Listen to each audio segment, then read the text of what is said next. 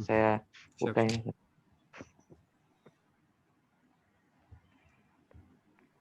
Oke, bismillahirrahmanirrahim. Girfan, gambarnya belum ada, Girfan. Video. Oh, siap. Nah, Sudah ada ya? Nah, udah ganteng. Kopiah apa tuh, Bang? Ini kopiah Makassar kan? mertua.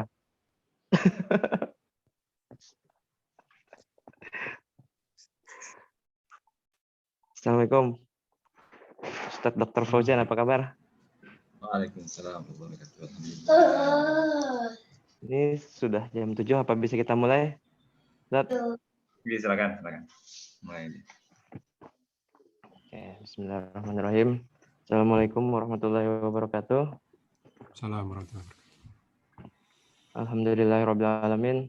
Wassalatu wassalamu ala asrafil anbiya wal mursalin sayyidina Muhammadin wa ala alihi washabbihi ajmain. Amma ba'du.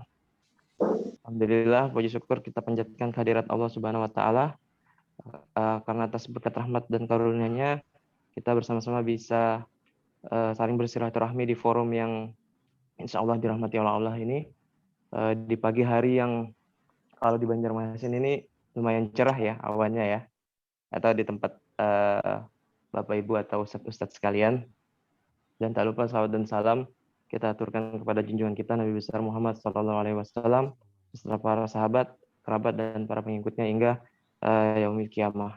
Alhamdulillah hari ini kita berkumpul kembali untuk membahas sebuah judul atau sebuah tema yang mungkin kalau dalam pandangan beberapa orang awam atau mungkin pandangan tenaga kesehatan sendiri ini kedengarannya mungkin agak asing ya, tentang Islamic Ethics and Genome Question. Dan alhamdulillah hari ini kita kedatangan pemateri yang saya kira cukup mumpuni untuk menjelaskan hal ini. Perkenalkan saya untuk memperkenalkan pemateri kita hari ini, yaitu Pak Ahmad Rusdan Handoyo Utomo PhD.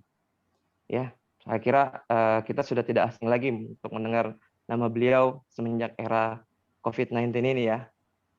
Ya Pak Ahmad, apa kabar Pak Ahmad? Baik, alhamdulillah rabbil alamin. Karena beliau cukup sering untuk dijadikan sebagai narasumber dalam beberapa media, baik itu media televisi ataupun mungkin media radio mungkin ya Pak Ahmad ya? Iya, nggak tahu nih. Ya, sedikit saya jelaskan. Mohon izin Pak Ahmad menjelaskan CV antum. Pak Ahmad sekarang sebagai dosen ya Pak di Universitas CRC, program Magister Biomedik Jakarta, dan juga beliau saat ini sebagai senior konsultan di Darmais National Cancer Center and R&D Department, kemudian Kalgen Innolab Laboratory dan juga Laboratorium Klinik Sito. Untuk pas job title beliau ini sebagai Principal Investigator Stem Cell and Cancer Institute SCI PT Kalbe Pharma tahun 2007 sampai Mei 2020, dan juga sebagai Head of Laboratory Kalbe Genomics tahun 2009 dan 2017, juga sebagai asesor di European Molecular Genetic Quality Network. Selain itu untuk pendidikan beliau menempuh postdoctoral fellowship tahun 2003 dan 2007 di Harvard Medical School Boston USA, kemudian PhD Molecular Medicine 2003 di University of Texas Health Science Center at San Antonio, Texas USA. Oh, luar biasa ya Pak ya, udah melanglang buana nih di negerinya Donald Trump ya Pak Ustadz Ahmad ya. Dan juga di BS Chemistry Magna Cum Laude tahun 1995 di Angelo State University San Angelo, Texas USA. Untuk beberapa penghargaan mungkin saya sebutkan sebagai American Chemical Society Undergraduate Achievement Award tahun 99, Card Academic and Undergraduate Research Scholarship tahun 92 sampai 99, Kemudian American Lung Association Senior Research Fellowship tahun 2005-2007 dan YRC Life Science Research Award tahun 2017. Ini untuk riset interestnya beliau salah satunya saya sebutkan ada validation of predictive and prognostic biomarker through of understanding of genetic, epigenetic profiling of breast, lung, and colorectal cancer of young Indonesian patient with or without family history. Wah, banyak ini ya. Untuk internasional untuk bukunya bisa ada kita mungkin temukan untuk memahami proses karsinogenesis kanker payudara diterjemahkan oleh media Asclepius tahun 2017. Kemudian untuk internasional publikasi ini ada banyak ya. Saya kira bisa dilihat di Google ya. Ada banyak sekali nih saya lihat untuk international publication beliau. Oke, untuk mempersingkat waktu mungkin kita langsung ke tema aja ya Pak Ahmad ya, ini ya tentang Islamic Ethics dan Genome Question. Ini mungkin yang beberapa peserta sudah menunggu-nunggu apa ini yang mau dibahas ini tentang Islamic Ethics. Tidak salah ini saya kemarin ada dikirimkan dengan Ustadz Fauzan ini kita tentang bedah buku ya Pak Ahmad ya. Buku tentang Islamic Ethics dan Genome Question karangan dari seorang profesor di Doha, Qatar ya. Ya, betul. Oke. Mungkin bisa dijelaskan secara singkat ini Pak Ahmad tentang tema kita hari ini. Mungkin tanpa membuang waktu dan tempat, saya persilahkan. Ya, jazakumullah khairan katsiran Dr. Grifan atas kesempatan yang berbagi. Saya menyapa rekan-rekan sekalian. Assalamualaikum warahmatullahi wabarakatuh. Ini para senior nih, Dr. Fauzan, Dr. Amin, terima kasih semua atas kesempatan ini berbagi. Jadi benar Dr. Grifan, kemarin saya dikontak oleh Dr. Fauzan, saya sempat mikir apa gitu ya, yang mau kita bahas gitu kan, karena saya sendiri juga bukan dokter tentunya. Dan ini banyak kan kalangan dokter ini yang hadir di sini. Tapi tentu juga dokter yang peduli dengan syariat ya, karena memang saat ini pendidikan, jangankan pendidikan dokter ya, pendidikan tinggi sendiri pun masih belum menemukan nih pola yang tepat bagaimana mendidik generasi terbaik kita nih, generasi muda kita dengan Islam ya. Karena memang saat ini kan pola pendidikan kita masih sangat terdominasi dengan pemikiran yang mengesampingkan fungsi Tuhan gitu. Nah, makanya waktu itu saya langsung ingat kayaknya Tempo ini mengangkat satu isu yang menarik ini ya. Kita nggak butuh fatwa, kita butuh sains gitu. Nah, ini coba kita bahas. Lalu saya ingat buku yang ditulis oleh seorang dosen di Hamad bin Khalifa University di Qatar, Dr. Muhammad Ghali. Ini bagi rekan-rekan yang ingin mengunduh ya, yang ada di Zoom silakan diunduh PDF-nya, itu gratis kok ya, dari Brill Publisher, Islamic Ethics and the Genome Question. Jadi ini satu hal yang yang menarik ya, minimal buat saya sebagai seorang molecular biologist yang berkecimpung di bidang genetika ya, pergenetikan gitu. Lalu bagaimana nih tantangannya terhadap umat Islam tentunya. Nah, apakah kita ini sebagai penonton saja, apakah kita emang sebagai seorang yang perlu berpartisipasi aktif dan berkontribusi di bidang yang, kalau teman saya mengatakan ini bidang goib ini, genetik ini bidang goib, karena kan nggak bisa kelihatan. Walaupun sebetulnya kalau misalnya kita bisa visualkan ya, kalau satu sel itu kita ambil genomnya, lalu kita kita renteng gitu, itu panjangnya sekitar hampir 1,8 meter. Nah, subhanallah bagaimana kode kehidupan itu bisa sepanjang itu tapi bisa masuk ke dalam sel yang kita aja nggak bisa lihat gitu ya. Masya Allah. Baik, saya izin share screen. Ya, silakan. Ya, terima kasih. Oke, ini mudah-mudahan bisa kelihatan ya. Oke. Ya, bismillahirrahmanirrahim. Alhamdulillahirabbil alamin wassalatu wassalamu ala Muhammadin wa ala alihi washabihi ajmain. Rekan-rekan sekalian, ini masa COVID ini mengungkap banyak hal ya, terutama juga mengungkap mengenai pendidikan tinggi.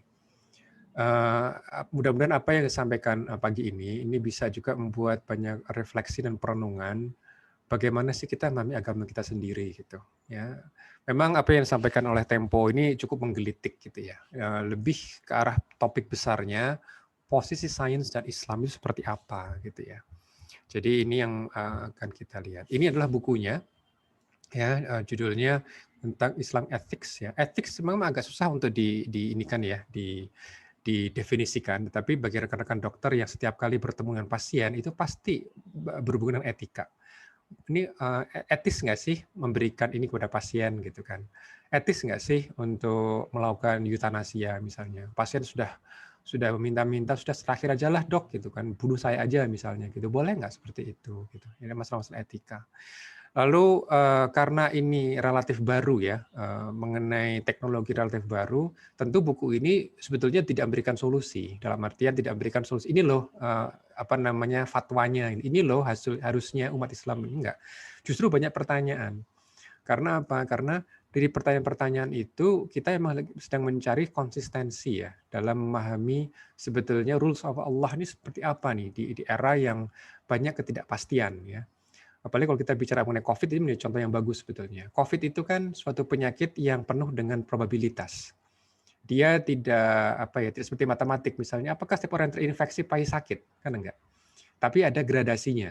Ada sekitar 20-30% yang OTG, ada sekitar 20% yang masuk rumah sakit, dan mungkin yang meninggal itu tanda kutip nih cuma 2-3% gitu. Jadi ada statistical probability di situ. Nah, dalam hal ini ulama sendiri juga akhirnya harus terhadapkan ke suatu situasi terhadap bagaimana menyikapi probabilitas gitu ya. Di mana ini tidak sesuatu yang black and white gitu ya. Jadi ini satu hal yang mungkin perlu kita ingat bersama. Ini adalah anatomi dari buku ini.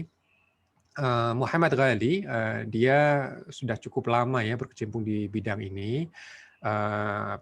Dia editor di buku ini, dan mungkin saya juga akan meng-highlight Dr. Asim Padela. Dr. Asim Padela ini CV-nya menarik nih. Beliau itu waktu S1-nya double degree, dia di Arabic Literature dan juga di biologi ya. Lalu dia ngambil sekolah kedokteran dan dia belajar juga dari tradisi ulama tradisional. Nah, ini jarang sekali nih kita menemukan ada sosok yang memang ahli di bidang kedokteran, tetapi mereka juga profisien di bahasa Arab dan juga di studi Islamic literatur klasik gitu. Saya tidak akan bahas semua bab per bab gitu ya, tapi saya akan lebih banyak membahas mengenai bagian yang pertama dan yang kedua. Sedangkan bagian yang ketiga dan keempat ini lebih ke arah, kalau bab ketiga ini melihat dari perspektif non-Muslim. Karena etika dalam pertanyaan genom itu bukan cuma keprihatinan umat Islam saja, tetapi juga bahkan di kalangan non-Muslim, terutama oleh agama Kristen misalnya. Dan di sini juga ada kontribusi dalam bahasa Arab. Nah, tapi karena bahasa Arab saya nggak ngerti gitu ya, dalam artian saya nggak bisa baca tanpa harokat. Kalaupun bisa baca belum tentu ngerti gitu kan. Tapi ini menarik kalau misalnya rekan-rekan yang ingin mempelajari gitu ya, supaya kita juga bisa melihat bagaimana kontribusi literatur bahasa Arab oleh Muslim ya. Dalam memahami konteks ini. Jadi ini yang akan kita bahas terkait dengan buku ini. Jadi lebih ke arah yang pertama dan yang kedua, di mana ada beberapa poin penting ya, tapi saya tidak akan sekali lagi semuanya, yaitu bagaimana nih peran ulama dalam kemajuan biomedis, lalu bagaimana pemetaan kerjasama antara ulama dan ilmuwan biomedis, bagaimana Genome Question ini juga bisa mentransformasi makna keluarga. Apa sih itu makna keluarga? Apa sih itu ibu gitu kan? Apakah ibu itu atau bapak itu hanya berdasarkan kesamaan genetik, kemiripan genetik gitu kan? Karena secara teknologi kita bisa pisahkan itu gitu, ya kan?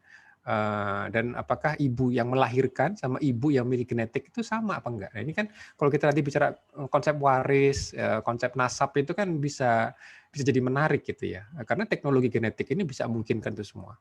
Tapi yang lebih menariknya adalah tulisan dari Asim Padela.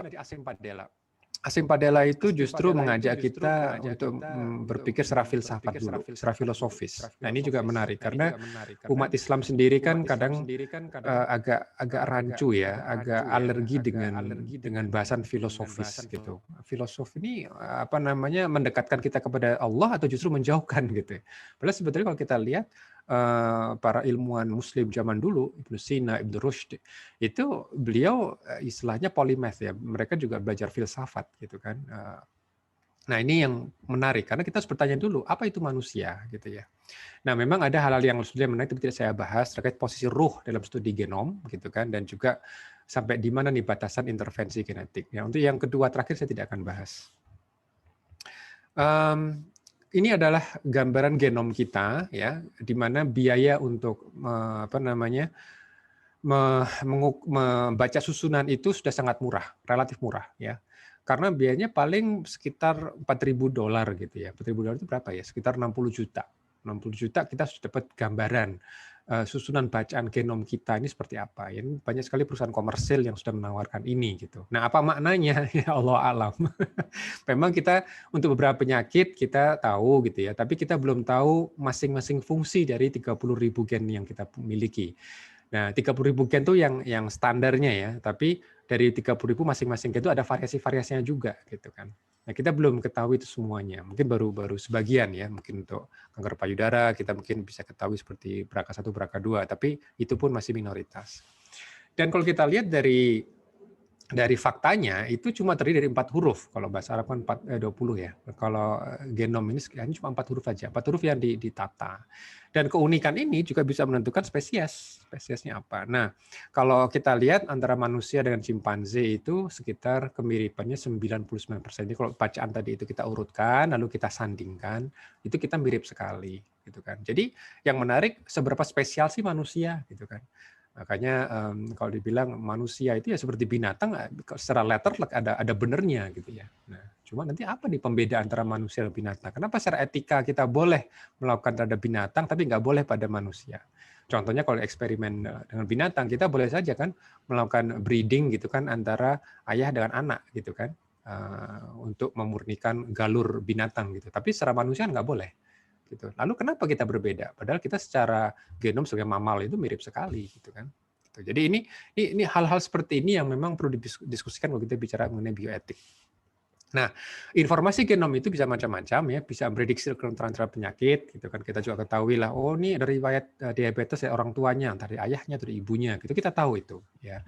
Walaupun mungkin gen yang mana gitu ya, itu mungkin masih berbeda pendapat, karena kan gen itu tidak hanya single gen, ada juga yang namanya multi gen, ya.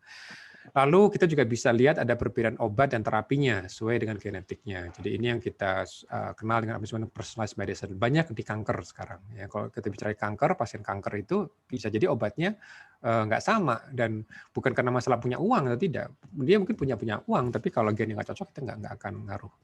Lalu juga tentu informasi kerabatan nenek moyang kita asal dari mana, gitu ya. Dan ini juga menjadi hal yang menjadi penting si paternity, ini bapaknya bener apa enggak gitu kan. Gitu. Nah, kalau kita melihat dari tes genetik yang dipakai, ini ada berapa subjek ya. Kita nih tes genetik pada siapa nih? Pada newborn, pada prenatal, atau implantasi, dan masing-masing itu juga nanti ada konsekuensinya. Dan juga hasil tes genetik itu bisa probabilistik. Jadi misalnya di tes genetik BRCA1, BRCA2 itu gen yang rentan terhadap kanker payudara, itu tidak pernah menyatakan oh kamu pasti kena kanker kalau kamu punya mutasi ini. Ini enggak seperti itu. Itu sudah probabilistik. Gitu kan. Demikian juga misalnya ketika tes itu hasilnya berapa persen gitu istilahnya, tapi tidak pernah hitam putih. Dan yang menarik juga dengan kemampuan teknologi genetik testing gitu, itu kita juga ketahui tidak semua hasil tes itu ada solusi terapinya gitu, atau ada solusinya, misalnya oh kita punya variasi gen ini gitu. Lalu apa yang harus kita lakukan? Dan itu mayoritas gen yang saat ini kita mampu baca, ternyata kita belum tentu mampu untuk mengantisipasinya juga gitu kan. Gitu. Untuk saat ini gitu ya. Itu yang jadi membuat satu hal yang menarik. Nah, tapi untuk yang minoritas yang kita sudah tahu dampaknya, itu pun kita juga masih belum tentu yakin apa yang harus kita lakukan gitu kan. Karena ini terkait dengan etik. Ya nanti saya berikan contoh-contohnya itu situ.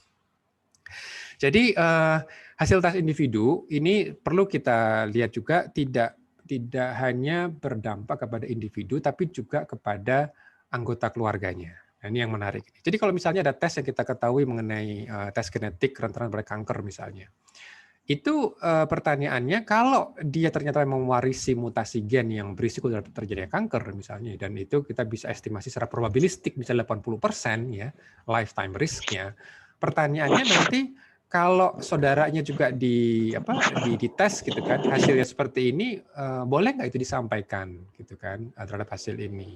Atau anaknya misalnya, anaknya juga ikut dites, anaknya masih muda gitu kan.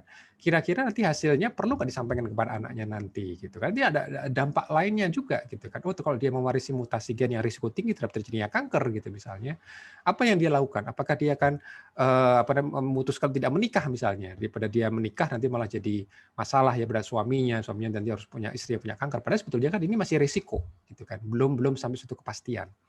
Atau misalnya ketika secara nggak sengaja ya seorang tes genetik, dia suruh keluarga dites, ternyata ketahuan kok ayahnya itu ayah yang tertukar misalnya, atau bahkan dia bukan anak yang dia pikir sebagai anak, gitu kan. Karena kita tahu ada marka-marka genetik yang kita bisa ketahui kekerabatannya gitu. Nah, ketika ini ketemu gitu, apakah ahli genetik ini punya kewajiban moral untuk memberitahu bahwa ternyata kamu ini bukan anaknya loh gitu kan. Gitu. Jadi ada satu hal yang mungkin unintended consequences gitu. Kan biasa aja kan kalau kita kan seperti kita ya. Dari mana kita tahu bahwa orang tua kita adalah si A dan si B? Kan kita nggak tahu sebetulnya kan, kita kan nggak pernah ngetes kan. Tapi ketika kita menjalani tes itu dan harus melibatkan orang tua kita sendiri, itu bisa ketahuan. Oh ternyata kok gen kita beda sekali dari kedua orang tua A dan B yang awalnya kita pikir sebagai orang tua. Nah itu kan jadi masalah itu nanti, ya kan? Nah hal seperti itu yang kita juga perlu antisipasi ya kalau kita bicara tes genetik. Bagaimana dengan pilihan calon suami istri? Biasanya kita ketahui secara tradisi, ya pilihlah istri atau suami calon istri karena agamanya. Tapi bagaimana kalau dia juga ternyata memiliki risiko penyakit? Ya, apalagi sama heterozigot, menikah, nanti di anaknya kemungkinan sekitar mungkin 50% ya mengalami juga mutasi gen yang sama gitu kan. Dan untuk penyakit seperti cystic fibrosis ya, thalassemia, itu dampaknya bukan cuma masalah mati hidup gitu kan, masalahnya lifetime expenses gitu kan. Karena biayanya itu tidak murah ya. Pasien thalassemia itu secara rutin dia harus mendapatkan transfusi darah ya lifetime gitu kan. Nah, pertanyaannya ketika calon suami atau calon istri ini akan mau menikah dia dari keluarga thalassemia misalnya masing-masing, kira-kira apa nih kemungkinan bahwa nanti anaknya juga mengalami penyakit yang sama gitu atau milih menikah dengan orang lain dengan risiko penyakit yang berbeda. Nah, ini juga bisa menentukan ke arah sana juga ya memilih calon suami atau istri. Nah, kalau kita bicara teknologi, itu memang kadang-kadang tidak begitu kadang-kadang itu nggak selalu memudahkan, bahkan juga bisa menjadi subjek perdebatan kadang-kadang. Nah, kita mau Ramadan misalnya, kita sudah punya teknologi kan, teknologi astronomi misalnya gitu kan, tapi tidak selalu memudahkan kan. Ini kapan bulan Ramadan mulai nih? Nih Muhammadiyah sudah jauh-jauh hari ini, sudah menetapkan nih awal Ramadan hari ini gitu kan. Akhir Ramadan, Lebaran hari ini gitu kan. Nah, jadi ini memberikan contoh ya bagaimana dampak teknologi modern itu tidak selalu memudahkan kita kadang-kadang. Kadang hal-hal yang lain yang harus kita pertimbangkan. Karena hidup ini kan juga bukan masalah teknis ya, tapi juga ada hal-hal yang sifatnya ada nilai-nilai yang lain. Dan kadang-kadang karena teknologi ini sifatnya juga tidak lahir dari rahim umat Islam, yaitu kan, itu yang kadang-kadang juga ujung dari fatwa yang muncul itu ya darurat gitu kan karena necessity. Nah, tapi pertanyaannya mau sampai kapan kita darurat terus gitu kan ya seperti masalah vaksin kemarin gitu kan. Ini kan juga menjadi polemik. Ulama kan juga seakan-akan berbeda pendapat gitu kan. Walaupun sebetulnya lebih banyak di Indonesia ya. Kalau di luar negeri itu bisa nggak dibahas, tapi Indonesia memang unik gitu karena memang sangat beragam gitu kan. Nah, jadi ini bagaimana kita menghadapi teknologi ini. Nah, di samping kita bisa mengetahui variasi gen, kita juga bisa manipulasi. Minimal kita bisa buktikan itu di lower organism, di binatang gitu. Nah, tapi kalau seandainya nih kita tetapkan pada manusia, ini jadi pertanyaan, ini tujuannya untuk apa? Untuk terapi atau perbaikan keturunan? Nah, kadang kalau menikah kan cari pasangan yang ya fenotipnya kayaknya menarik lah supaya keturunannya jadi lebih baik, tanda kutip ya. Walaupun lebih baik itu standarnya apa nih gitu kan? Gitu. Lalu ulama sendiri juga sudah mulai membahas mengenai ini ketika dia manipulasi di level somatik atau di level germline. Ya kalau kita bicara untuk terapi gitu ya, dampak dari perbaikan mutasi ini mungkin hanya pada orang itu saja. Itu yang namanya somatik gitu kan. Jadi misalnya kalau kita bicara thalassemia misalnya mutasinya itu diperbaiki di level sel darahnya saja. Jadi artinya ketika sel darahnya itu nanti dimanipulasi, nanti dampaknya nih kalau dia terjadi ada efek samping ya cuma dia saja gitu. Tapi kalau misalnya dia dia sudah punya mutasi itu di spermanya atau di telurnya, dan dia bisa mewariskan kepada anaknya. Pertanyaannya, kalau ini saya manipulasi di germ lainnya gitu ya, dengan harapan supaya anaknya jangan punya mutasi seperti itu lagi. Nah, ini juga menjadi perdebatan teologis dan filosofis juga gitu kan. Apa nih batasannya? Siapa kita untuk bisa menentukan nanti anak-anak kita seperti itu? Gitu ya. Jadi itu ada kompleksitas di situ. Walaupun teknologi sekali lagi itu memungkinkan. Nah, juga bisa lagi designer babies. Jadi orang tua ini sudah punya idealisme, anak itu seperti apa gitu ya.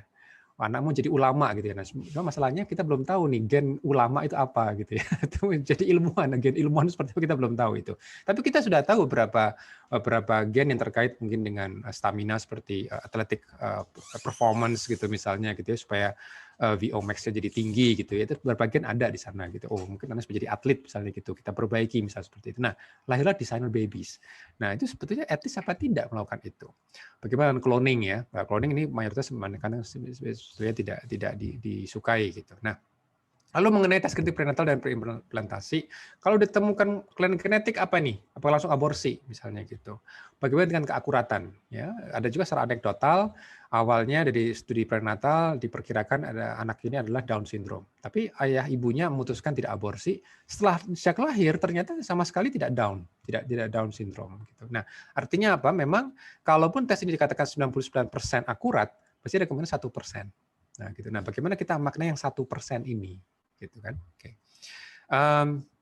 Lalu kemampuan untuk memilih anak laki-laki atau perempuan. Nah, ini bisa dilakukan untuk apa disebut preimplantasi. Jadi ketika telur dan ovum itu dipertemukan di cawan gitu kan, lalu akan banyak sekali kemungkinan beberapa fertilized egg gitu kan.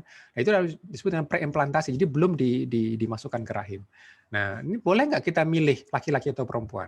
Karena kalau kita milih laki-laki perempuan ini jangan-jangan seperti zaman Arab dulu ya, dia maunya laki-laki aja. Jadi mereka nggak mengubur hidup-hidup, mereka bahkan sudah mulai mengubur di cawan tadi itu. Nah, ini juga menjadi satu masalah etik juga gitu. Nah, memang ada perbedaan masalah masa kini ya. Waktu diskusi di grup WA itu, Prof. Panduryono mungkin sudah kenal juga ya. Beliau nyeletuk ke saya gitu kan. Apakah ilmuwan muslim di masa keemasan juga membahas mengenai kehalalan gitu kan. Lalu saya bilang ini pertanyaan bagus juga Prof gitu ya. Pertanyaan ini gitu. Karena apa? Karena kalau kita bicara masa lalu masa keemasan atau zaman Khilafah Abbasiyah misalnya itu golden age peradaban Islam di masa itu ya. Itu kita ketahui bahwa lingua franca yang dipakai itu bahasa Arab. Jadi bahkan bahasa filsafat, bahasa sains yang kita ketahui dari Yunani itu sudah diarabisasi ya secara masif ya waktu itu gitu. Dan ilmuwan Muslim waktu itu juga disebut polymath. Mereka itu tidak hanya hafal Quran, mereka hafal hadis, tapi mereka juga paham. Mereka bisa bahkan membahas apa yang dibahas oleh Galen, oleh Aristoteles gitu kan. Bagaimana sirkulasi, bahkan ilmuwan Muslim juga kadang mengkritik juga sirkulasi darah misalnya. Lalu mereka buat tajribah, membuat eksperimen. Apakah benar seperti itu? Bagaimana kita melihat gitu ya? Itu artinya apa? Mereka tidak bahas kehalalan itu dalam praktek mereka dalam pengobatan terpisah gitu. Karena mereka sendiri sudah tahu yang namanya babi itu yang nggak boleh dipakai, itu nggak ada nilai ekonomisnya gitu. Tapi kalau sekarang masalahnya adalah ada jurang pendidikan. Ya, bahasa Inggris sebagai lingua franca bahasa sains ya, dan juga diskusi internasional. Sementara ulama mereka sangat terdidik, tertrain di bahasa Arab. Dan tidak mudah mengarabisasi tadi itu karena tadi ada jurang tadi itu ya. Jadi ini yang berbeda antara masa kini. Nah, maka tidak heran sekarang kalau Muhammad Ghali mengatakan perlu namanya pemetaan ya. Pemetaan yaitu kolaborasi ulama dan ilmuwan biomedis. Dan terus terang tulisan dari Muhammad Ghali dan juga Asim Padella itu yang mengajari saya terkait dengan vaksinasi. Bagaimana tahun 1984 ya, 1988 ya. IOMS itu adalah Islamic Organization of Medical Science, itu bahas mengenai vaksin. Dari situ akan terlihat sekali ya bagaimana konsep istihalah, istihlak segala macam kalau kita bicara masalah vaksin. Tapi dalam pertemuan IOMS itu mereka tidak hanya bahas mengenai vaksin, tetapi mereka juga mulai bahas mengenai genom, gitu ya, dan pertanyaan-pertanyaan yang perlu dibahas juga, gitu kan. Dan ini yang menarik karena tujuan dari ini semua adalah mencari solusi syariat. Karena memang manusia itu ya terutama umat Islam itu dia tidak bisa lepas dari keinginan untuk mencari ridha Allah Taala gitu, mencari sebetulnya harusnya bagaimana kita berperilaku dan bersikap gitu kan. Nah, tentu ini berasal dari satu pernyataan yang kita yakini bahwa nggak mungkin nggak ada syariat. Ya, syariat itu pasti berlaku untuk di semua waktu dan zaman. Sehingga peran syariat itu juga mestinya bisa berikan solusi, ya, berikan pandangan dan juga bagaimana sikap kita. Nah, hanya saja perlu ijtihad kolektif istilahnya. Kalau dulu biasanya ijtihad kan lebih ke individu mujtahid, tapi Muhammad Ghali memberikan proposal kita perlu ijtihad kolektif. Sehingga nanti peran ilmuwan biomedis juga bisa lebih proaktif juga. Dia bisa menentukan prioritas, mana yang perlu dibahas terlebih dahulu. Bagaimana memaparkan secara akurat dan dipahami oleh para ulama kita. Ya, supaya ulama kita juga tidak keliru dalam melihat faktanya dan juga terlibat dalam deliberasi. Ya, ketika proses pengeluaran opini tadi itu ada interaksi yang antara ilmuwan dan ulamanya. Jadi tes genetik sebelum menikah para ulama biasanya setuju, ya, tes genetik ini, tetapi memang ada dua kubu gitu. Yang satu mengatakan hasil tesnya wajib untuk ditegakkan. Jadi kalau memang ternyata nih ada resiko, ya jangan menikah. Nah, tapi ada juga ulama yang mengatakan boleh dites, tapi kalau nanti tesnya begini, ya nggak berarti nggak boleh nikah, tetap aja menikah. Karena itu masalah risiko. Nah, ini mulai terlihat kan bahwa faktanya seperti ini, tapi ulama bisa berbeda pendapat. Gitu.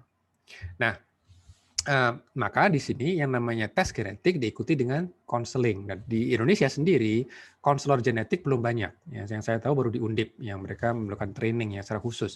Tapi apakah sudah masukkan unsur Islam? Apakah sudah masukkan unsur fikih misalnya? Bagaimana pandangan Islam secara teologis juga, secara filosofis? Nah, ini masih jarang sebetulnya. Kalau kita bicara konseling genetik dalam framework Islam itu masih jarang. Mungkin baru Saudi Arabia itu yang kalau saya lihat dari kurikulum pendidikan training konselor genetik itu baru di Saudi. Nah, lalu jadi pertanyaan kalau misalnya kita bertanya kapan itu manusia gitu ya. Oke. Nah, kalau misalnya kita melihat status studi kasus gitu ya. Kita nampaknya memang tidak cukup melihat dari sisi fikihnya saja tapi juga teologi. Karena intervensi terhadap hak Allah. Ya, Allah sebagai pencipta ini akan terkompromi nggak kalau kita melakukan pemilihan gender bayi ini gitu. Jadi masalahnya bukan boleh nggak boleh gitu kan, apakah ini haram, apakah ini menjadi makruh atau bahkan menjadi sunnah gitu ya, jadi hukum taklifi gitu. Tapi kita juga harus memikirkan secara filosofisnya juga gitu ya. Siapa kita untuk menentukan gender si bayi gitu kan. Karena seperti di zaman pra-Islam ya di Arabia itu ada tendensi untuk memilih gender laki-laki. Nanti kalau misalnya kita bisa milih, apa bedanya kita dengan mereka kan? Seperti itu. Nah, ini yang dikhawatirkan. Tapi ada juga isu medis. Jadi para ulama biasanya memberikan ini kalau kita lihat tergantung. Kalau memang ada risiko dari orang tuanya ini, si anak ini akan mewarisi apa disebut X-linked disease, ya, di mana laki-laki itu memang bisa berisiko daripada perempuan. Kalau perempuan punya 2X, jadi kalau satunya termasalah, itu masih bisa normal. Jadi kalau laki-laki kan X dan Y kan. Jadi kalau X-nya itu bermasalah, Y-nya kan nggak bisa mengkompensasi. Nah, makanya penyakit terjadi pada laki-laki seperti hemofilia, muscle dystrophy seperti. Nah, makanya di sini yang menjadi menarik nih.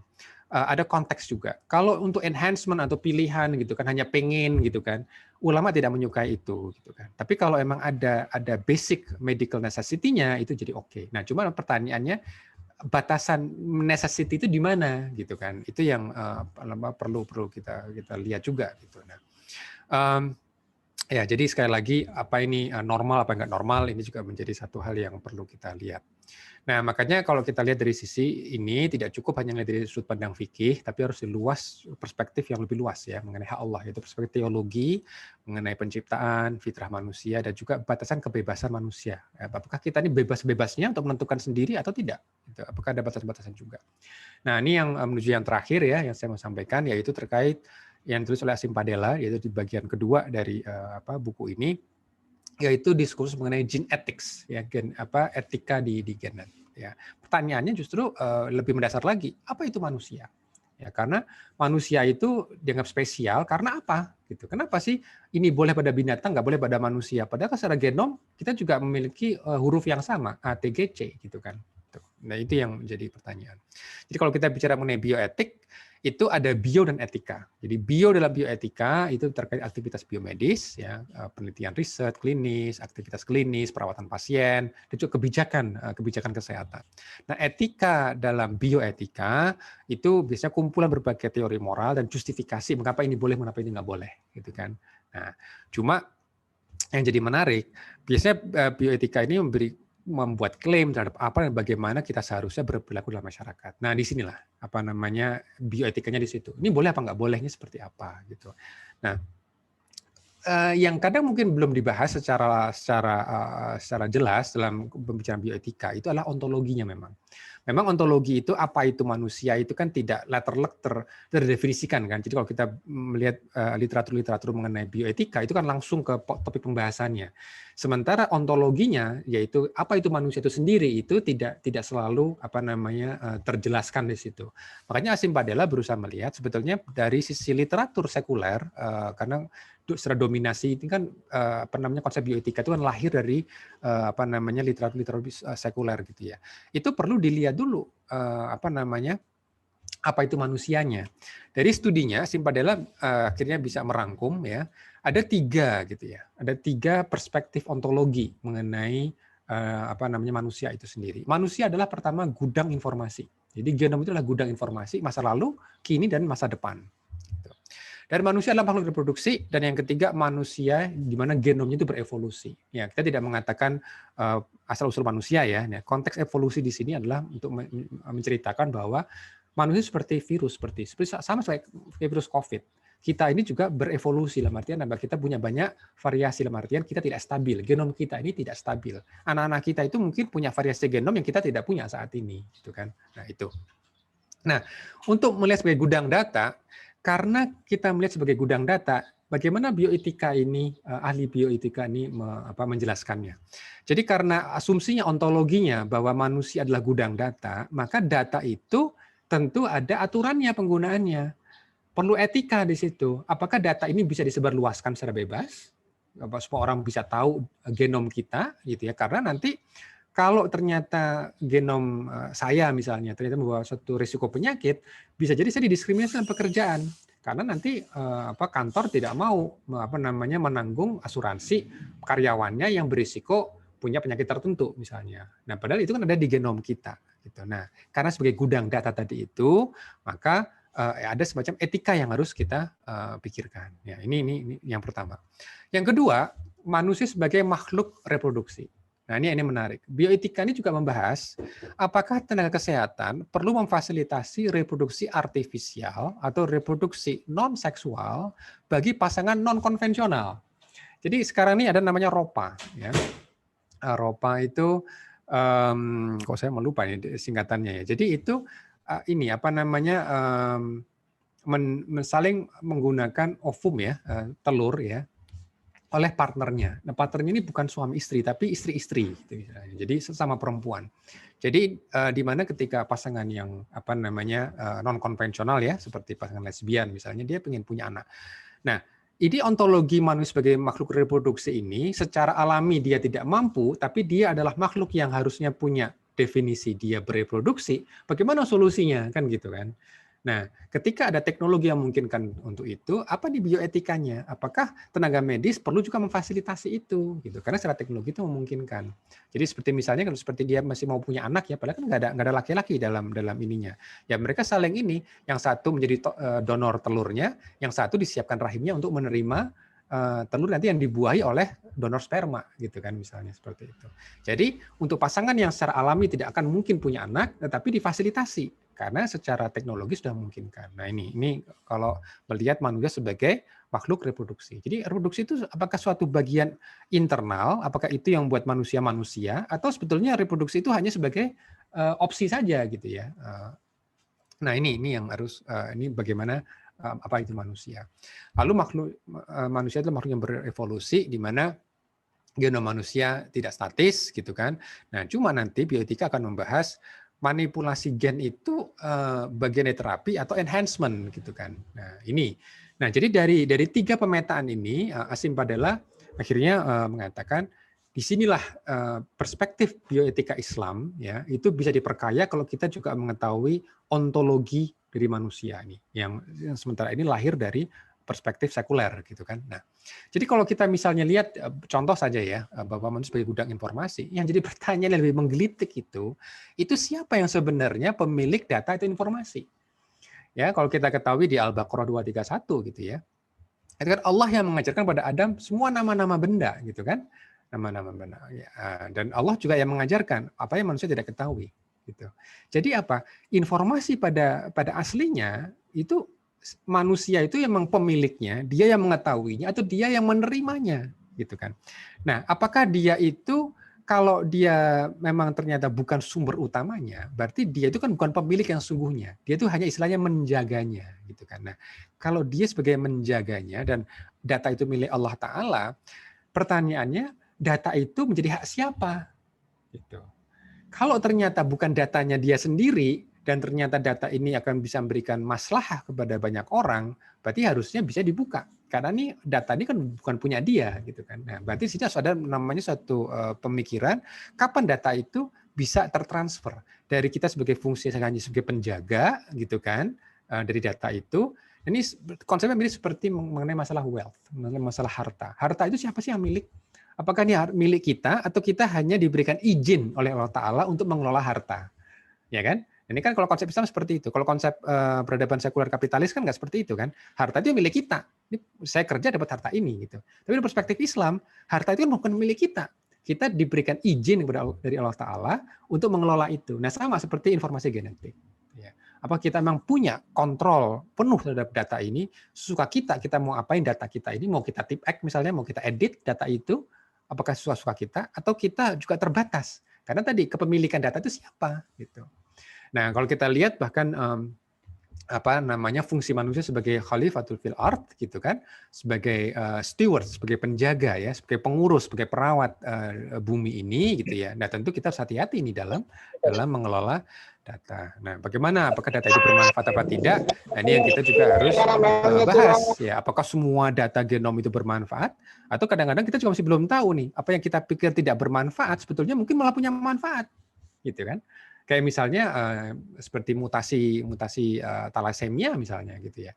Itu sebetulnya mungkin seakan-akan tidak bermanfaat gitu. Atau mungkin ya tapi ternyata kalau dia dikenakan terpapar penyakit tertentu misalnya ya malaria, dia mungkin bisa lebih resisten misalnya gitu. Jadi manfaat sama tidak manfaat itu kadang-kadang manusia juga terbatas ya. Karena mungkin bisa jadi yang tidak bermanfaat itu juga bisa menyelamatkan kita. Gitu ya. Jadi ini yang satu hal yang kita juga harus bahas. Makanya Nabi mengajari kita kan Allahumma anil haqqa haqqa sunnatibah wa la batila batila wa sunnastinabah. Jadi tunjukkan kepada kita mana yang benar itu benar gitu kan, mana yang tidak bermanfaat itu yang tidak bermanfaat. Nah, dalam hal ini kita juga harus bisa melihat perspektif ini secara keseluruhan.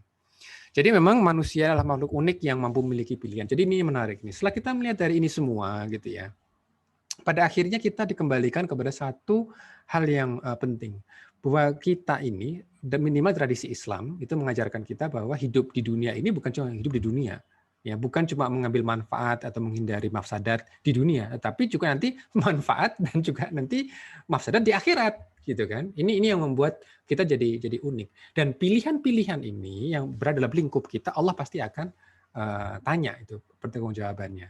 Nah, untuk mengetahui itu tidak heran di masa kompleksitas ini di mana bahasa lingua franca kita bukan bahasa Arab, di mana kalau ulama kita memahami bahasa Arab, tapi karena bahasa Inggris mau tidak mau namanya kolaborasi.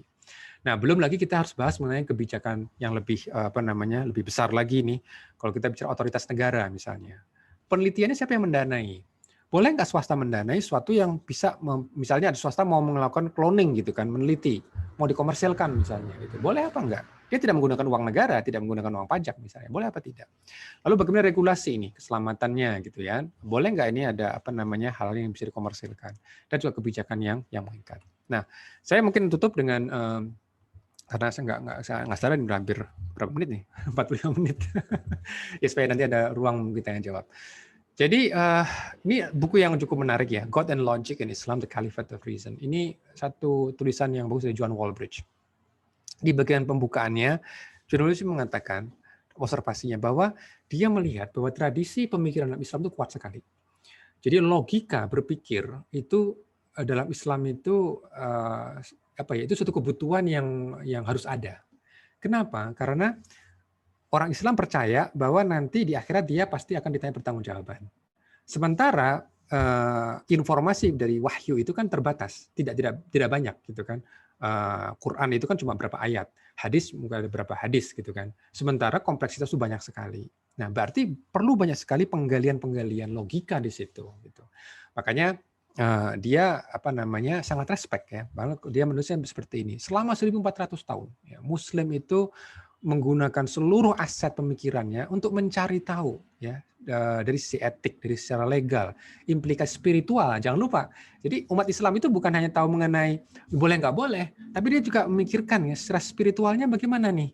Ya, apa kata hatinya? Ini juga sangat kaya. Jadi Muslim itu betul-betul koneksi antara pikiran dan hati itu tidak terpisah gitu.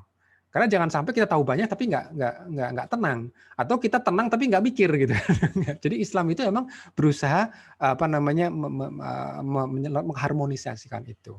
Nah, hanya saja Pak John itu melihat untuk bisa menggali itu dan tujuannya supaya Allah itu redho dengan mereka, itu buat dia nih seorang Kristen gitu ya, itu an act of terrifying bravery, suatu keberanian yang luar biasa yang perlu mendapatkan respect dari kita. Jadi ini kata-kata dari John Walbridge, dan ini juga menjadi PR buat kita bersama ya, terutama dalam pendidikan tinggi.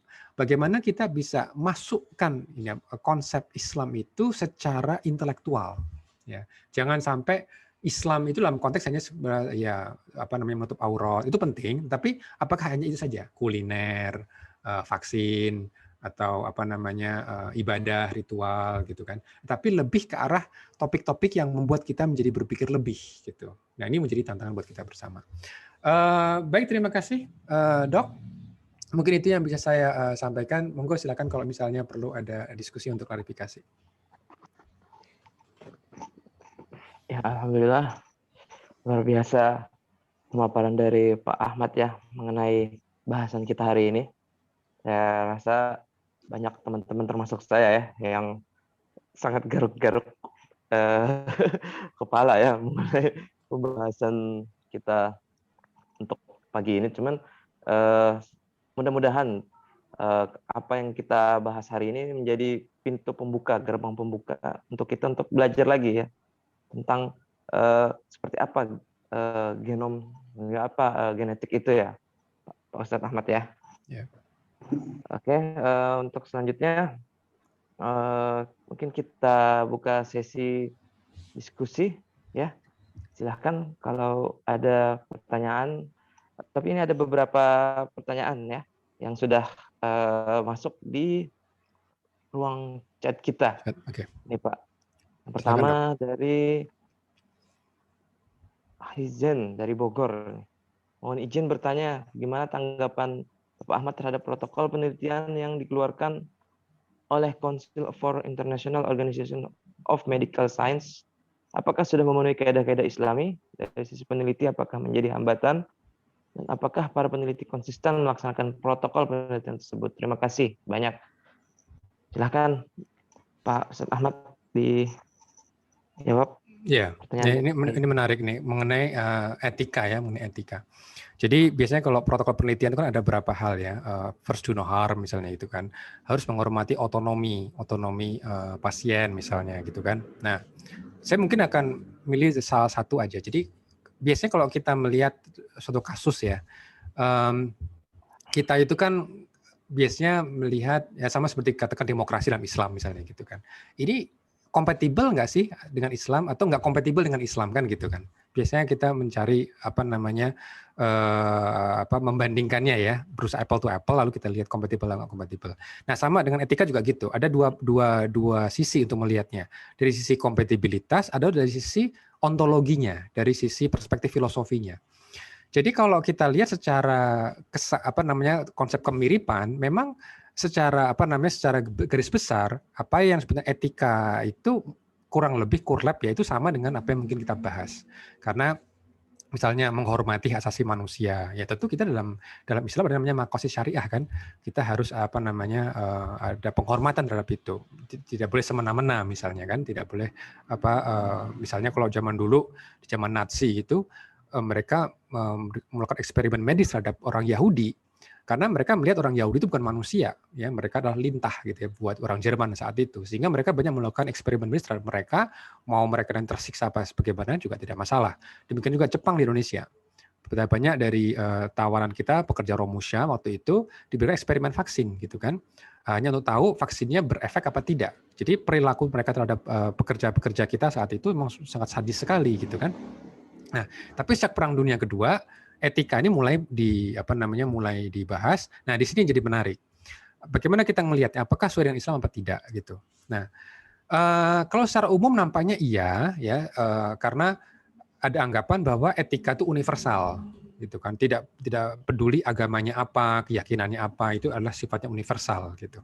Tapi kalau kita lihat dari sisi ontologinya, dari sisi filosofinya, itu sebetulnya kita berangkat dari kacamata yang berbeda. Contoh mengenai otonomi saja. Mengenai otonomi pasien gitu kan. Apakah memang dalam Islam bahwa manusia itu punya hak penuh terhadap dirinya sendiri, gitu kan? Ini jadi menarik. Kalau kita lihat manusia itu kan dalam perspektif Islam dia terikat dengan hukum syara. Kenapa? Karena nanti pilihan-pilihan dia itu nanti akan dipertanggungjawabkan di akhirat. Jadi misalnya terhadap euthanasia aja misalnya, untuk mau bunuh diri gitu kan, karena terapinya sudah susah, saya udah merasa menderita sama sekali gitu kan. Gimana saya mau mengakhiri hidup saya ya dengan mudah gitu. Nah, kalau kita bicara otonomi, nah kan otonomi kan hak dia, hak si pasien gitu kan. Apa urusannya dokter dengan itu? Kalau perlu dokter juga harusnya memfasilitasi dia supaya matinya jangan terlalu menyakitkan, misalnya seperti itu. Nah, tapi dalam perspektif filosofi Islam gitu ya, itu nggak bisa seperti itu juga gitu ya, karena kalau kita bunuh diri itu namanya mengambil hak Allah sebagai pencipta gitu.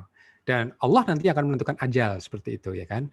Nah, jadi ini perspektif etika ini memang sebetulnya kalau kita lihat secara sekelebat gitu memang more or less kurlab itu hampir sama. Ya, hampir sama. Tapi sebetulnya nanti kalau kita lihat lebih detailnya lagi dari si perspektif ontologinya secara filosofis mungkin bisa jadi berbeda. Seperti misalnya embrio saja.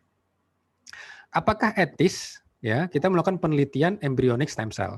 Yaitu ketika misalnya pasangan IVF ya, in vitro fertilisasi, dan di mana itu sperma dan ovum itu nggak cuma satu sperma satu ovum kan, banyak ovum, banyak sperma dipertemukan dalam cawan, lalu akhirnya muncul banyak sekali fertilized egg. Jadi telur yang telah terfertilisasi. Etis apa enggak ini untuk melakukan penelitian seperti itu? Karena kalau kita mau meneliti mengenai embryonic stem cell, kan mau nggak mau harus kita bunuh embryonic stem cell-nya tadi itu. Nah, secara etika akhirnya kita akan lihat perspektif ontologinya lagi. Apakah sel yang sudah terfertilisasi itu sudah manusia atau belum? Karena ada agama yang mengatakan bahwa hidup dimulai ketika sperma ketemu sama ovum. Walaupun ketemunya adalah di cawan, gitu kan, di cawan kultur, itu sudah ada kehidupan di situ. Kalau kita membunuh itu, berarti kita membunuh manusia, ya kan? Nah, sementara kalau ulama yang saya pahami, mayoritas ulama yang saya pahami, itu bukan kehidupan. Dalam artian itu bukan manusia. Jadi makanya saya nggak heran waktu saya di Harvard dulu, umat Islam itu favorit buat mereka. Karena umat Islam ulamanya itu membolehkan stem cell research. Jadi ketika mereka harus justifikasi agama mana yang membolehkan, mereka selalu menyebutkan Islam. Karena memang menurut Islam, menurut dari ulama yang saya ketahui, kehidupan itu sebetulnya tidak dimulai dari cawan. Kalaupun mereka sudah terfertilisasi di cawan, itu bukan manusia sebetulnya. Karena apa? Dia belum diimplantasi ke rahim. Gitu. Nah, karena apa? Secara fakta memang, kalaupun embrionik itu tetap ditumbuhkan di kultur, dia tidak akan muncul manusia. Karena kan nggak ada rahim di situ. Gitu. Sehingga kalaupun itu dibunuh, ya dibunuh itu seperti kita membunuh sel biasa saja, sel galur sel di laboratorium. Gitu kan. Nah, jadi memang kalau kita bicara etis apa enggak nih, tergantung komisi etiknya nanti ketika mau melakukan penelitian stem cell misalnya, tergantung agamanya apa juga gitu. Gitu kan. Nah, cuma nanti pertanyaannya, etis nggak mengambil sisa tadi itu? Dan itu bisa bahaya, bisa ada konsekuensi dana ya. Karena kalau misalnya pasangan tadi itu diambil kalau ketemu 20 telur yang sudah terfertilisasi, itu perlu biaya. dan nggak boleh dibunuh misalnya, siapa yang menanggung biaya tadi itu? Gitu. Ya itu apa namanya di sisi ini dok, apa namanya konsep etika ya. Memang bisa jadi lebih rumit, tapi ini menunjukkan suatu keragaman ya, bahwa ternyata etika tidak selalu universal karena juga tergantung dari sistem nilai yang dipahami oleh individu tertentu. Ya dok. Saya masih mute dok, Dr. Grifan. Di unmute dulu. Iya Mas. Iya. Ya, terima kasih Mas. Ya masih ada beberapa pertanyaan lagi Ini waktunya sampai jam berapa ini? Apa namanya? Waktunya kita sampai jam 8.30 mungkin ya. Itu waktu Wita ya berarti ya kalau di. Ya. Oke, berarti masih setengah jam lagi ya. Saya mungkin harus ada acara yang lain nanti. Oke. Kita lanjut, mungkin masih ada beberapa pertanyaan. Oke, silakan. Pak. Oke, selanjutnya terkait dengan, saya bacakan dulu ya Pak ya. Tentang larangan merubah ciptaan Allah. Ini bagaimana penjelasannya secara sains? Ya, makanya kalau kita lihat tadi ini dalam menyikapi ini tidak mungkin kita hanya membahas dari fikihnya saja gitu ya, tapi kita sebenarnya secara teologinya juga. Itu kalau kita bicara hak penciptaan Allah itu kita bicara masalah teologi ini. Karena Allah itu yang menciptakan kan gitu. Nah, sementara secara sains kita juga bisa minimal ya kita lakukan pada binatang gitu ya, pada sel binatang, kita mampu melakukan apa disebut dengan manipulasi genetik gitu. Nah, biasanya kalau kita lihat merubah itu dalam konteksnya apa nih gitu. Kalau kita bicara merubah dalam konteks untuk terapi ya, misalnya nih kalau kita bicara kanker misalnya. Nah, seorang lahir dia sudah mutasi gen, dan kita ketahui gen itu risiko terjadinya kanker tinggi. Oke, nah kalau misalnya ini kita ubah gitu ya sejak sejak kecil misalnya gitu kan, atau bahkan di sel telur kita atau sel sperma kita supaya anak-anak kita tidak ikut mewarisi gen yang sama, ya kan? Nah pertanyaannya itu boleh apa enggak? Gitu. Karena apa? Karena kan ini anak ini belum ada gitu loh. Baru calon anak. Bisa jadi anak, bisa jadi enggak kan gitu. Tapi kita sudah mulai rubah sperma kita atau ovum kita. Di mana kita ketahui ternyata kita memiliki mutasi tersebut. Gitu. Nah, kalau dalam konteks medis, dalam konteks terapi, nampaknya bias para ulama itu tidak bermasalahkan. Kalau memang itu ada kepentingan medis. Tapi sekarang kalau kita lihat untuk enhancement, ya untuk perbaikan generasi. Jadi mungkin ada gen yang sifatnya misalnya nih contoh gen untuk warna biru misalnya gitu ya. Kita sudah bisa ketahui kita kan bisa kan coklat nih matanya nih retin iris kita. Nah bisa nggak kalau kita temukan gen itu yang bisa warna biru gitu kan, bukan cuma ditempelin gitu ya, tapi memang secara internal dia jadi ada protein yang bisa membuatnya warna biru. Nah untuk konteks seperti ini boleh apa enggak? Apa kita mengubah ciptaan Allah kan gitu? Itu menjadi pertanyaan juga. Atau bahkan juga yang lebih sederhananya lagi untuk kemampuan untuk memilih gender dari si bayi. Karena ketika secara alamiah hubungan seksual alamiah kan kita sebenarnya nggak bisa memilih. Nanti ya istilahnya kita mengatakan rezeki dari Allah. Allah akan memberikan kita anak laki-laki atau anak wanita kan gitu kan. Gitu. Tapi dengan teknologi sekarang kita mungkin dengan IVF misalnya ya sebelum diimplantasikan itu kita sudah tanda kutip mengubah yang seharusnya misalnya gitu. Walaupun kita nggak tahu mana sih yang seharusnya gitu. Itu yang menjadi pertanyaan etis juga. Apakah orang tua ini punya hak gitu kan? Karena informasi tadi itu kembali lagi siapa yang punya informasi sebetulnya ini semua? Ini tuh milik kita. Kita punya informasi ini atau kita hanya sebagai penjaga informasi ini gitu. Nah kalau namanya penjaga, katakan sebagai hansip misalnya.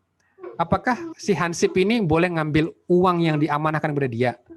Ya kan? Karena tupoksi penjaga itu hanya menjaga, jangan sampai hilang.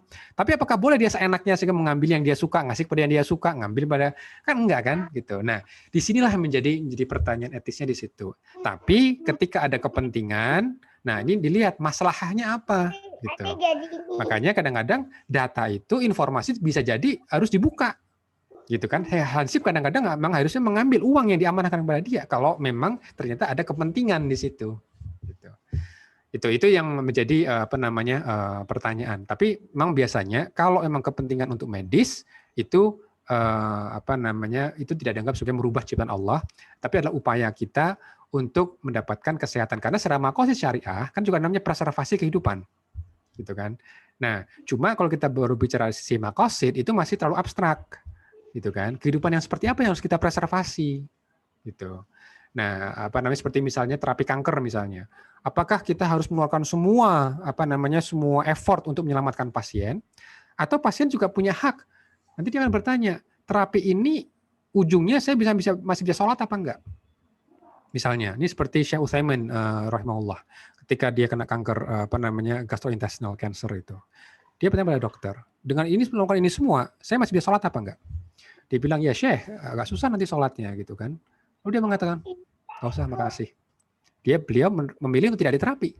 Karena apa? Bagi dia sholat itu lebih penting gitu kan. Nah, jadi ini menunjukkan ya bagaimana etika itu tidak semua at all cost gitu untuk menyelamatkan juga. Karena harus juga ada. Nah, di sini ada otonomi tadi itu. Otonomi yang dipahami oleh manusia itu tergantung sistem nilai yang dia miliki. Kira seperti itu, Tad. Dok. Oke. Ya, luar biasa.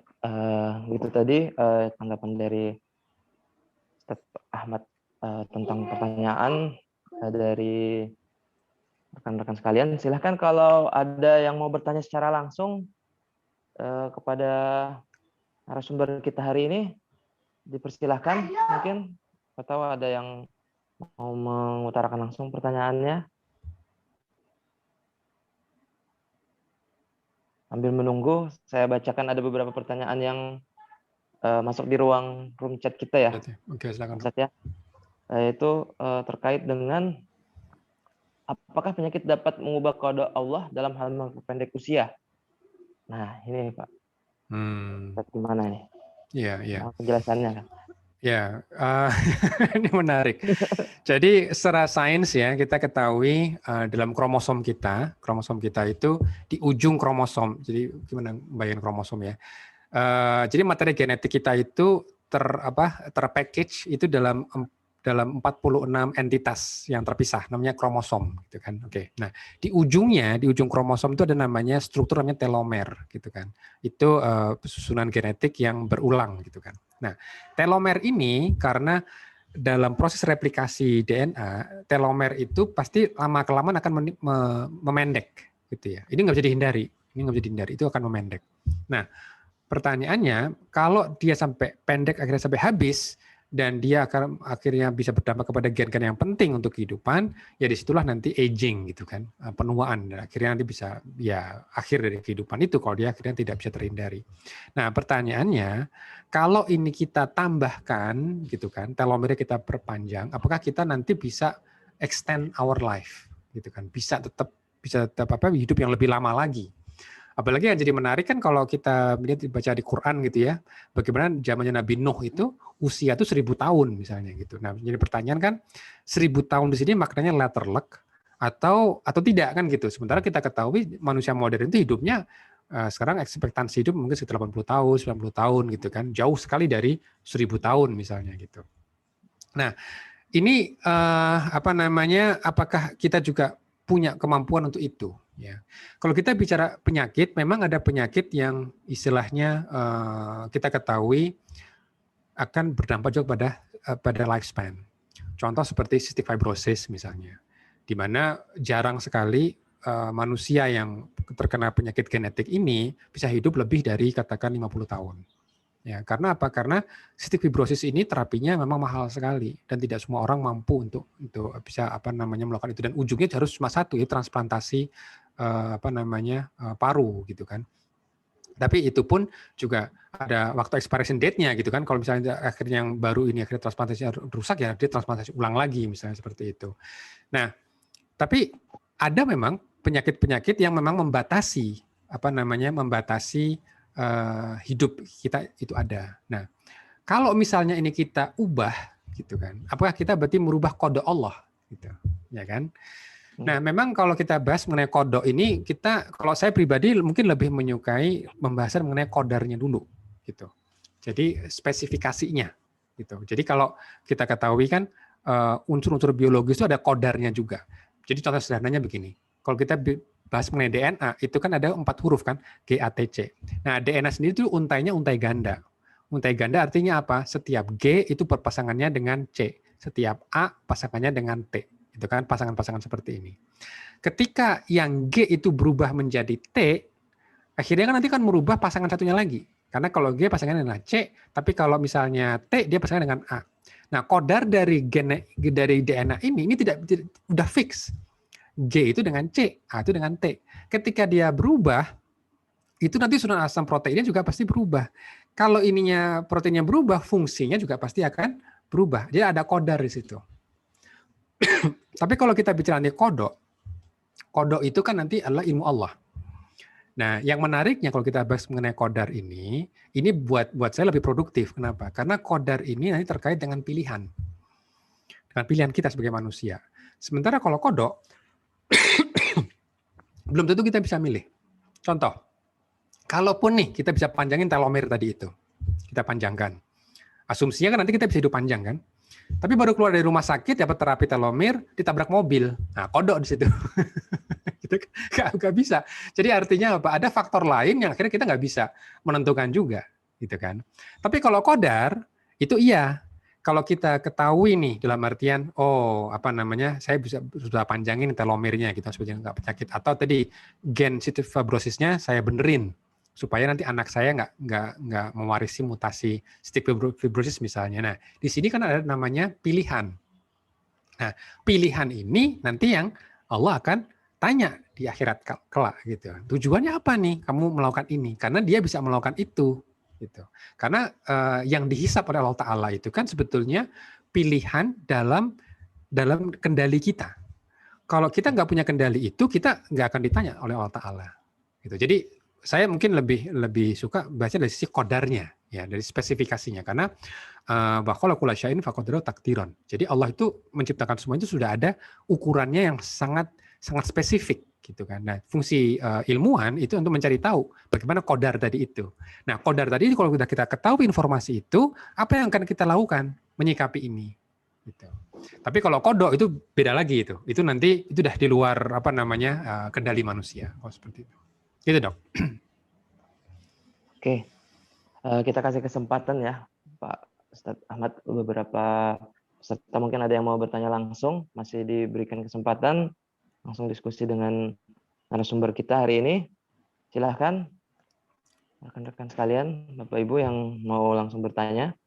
Nanti kita ganti-gantian aja, soalnya ada banyak pertanyaan melalui chat juga nih, Pak. Gitu ya. Tapi, Iya, silakan. Kita masih ada waktu sekitar 25 menit. Assalamualaikum. Waalaikumsalam warahmatullahi wabarakatuh. Oh, Dr. Amin. Tafadhal, Ustaz. Ya, baik. Alhamdulillah. Terasa ngebul, Ustaz Ahmad. Oh. Mohon maaf nih kalau jadi agak terlalu teknis ya. Boksi yang mengikuti. Iya, Ustaz.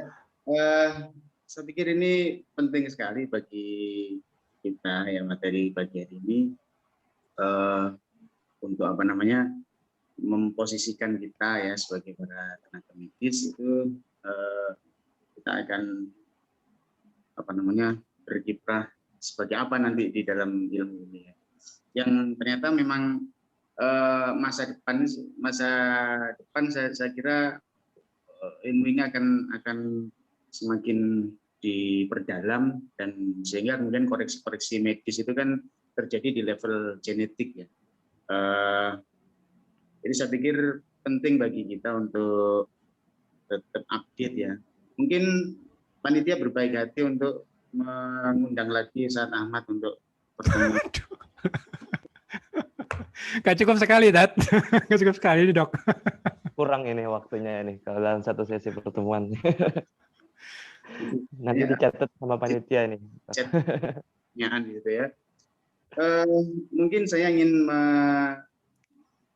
mempertajam saja kira-kira peranan kita sebagai para tenaga medis yang juga sedikit banyak kita belajar mengenai genetik, dan kita ada juga yang expert di situ. Kira-kira apa nih peranan atau apa hal-hal yang harus kita kerjakan berkaitan dengan ilmu ini ya, di mana keputusan-keputusan yang tadi diambil ya, apakah saya akan mengambil keputusan yang syar'i atau yang tidak syar'i, itu kan berkait dengan banyak hal ya.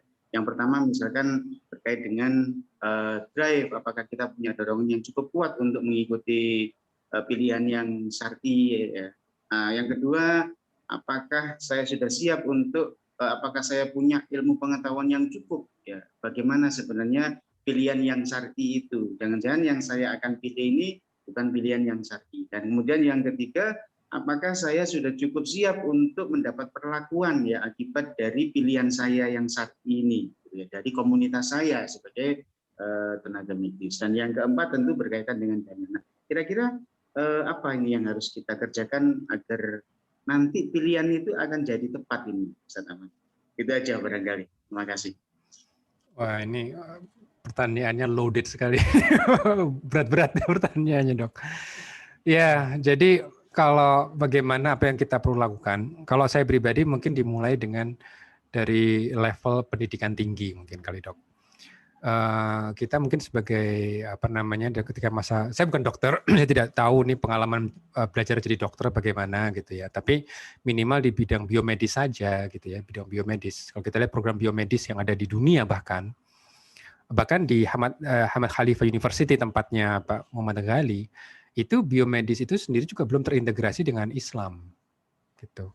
Sehingga yang terjadi adalah kita punya banyak dokter, kita punya banyak ilmuwan, nah tapi lebih ke arah sifatnya teknis gitu. Karena apa? Kita tidak banyak membahas mengenai apa itu manusia dari konteks agama kita sendiri bahkan. Gitu. Jadi sehingga hal-hal yang apa namanya sebetulnya punya implikasi tadi terhadap pertanyaan yang tadi, apakah kita akan mengubah ciptaan Allah Taala apa tidak? Itu kan akan lebih mudah untuk dibahas ketika diperkaya dengan studi kasus, dengan membahasnya secara detail gitu. Bagaimana pandangan Islam. Dan di situ akhirnya mendorong kita untuk mencari tahu juga dari para ulama kita. Kita bisa punya ruang untuk berkonsultasi dengan mereka, dan mereka juga akhirnya jadi belajar juga karena mereka pun juga perlu pemaparan yang akurat dari siapa lagi kalau bukan kita sendiri sebetulnya yang memang mendalami ini gitu. Jadi di situ akhirnya memang ada dua outcome dari sini. Yang pertama, akhirnya memang sangat tertarik untuk betul-betul memformulasi cara berpikir yang komprehensif. Atau yang kedua bisa jadi malah ada apatisme. Artinya begini, ini kan terlalu rumit, ini kan terlalu susah, biaya juga mahal gitu kan. Indonesia masih mikirin mengenai bagaimana cari beras dulu deh.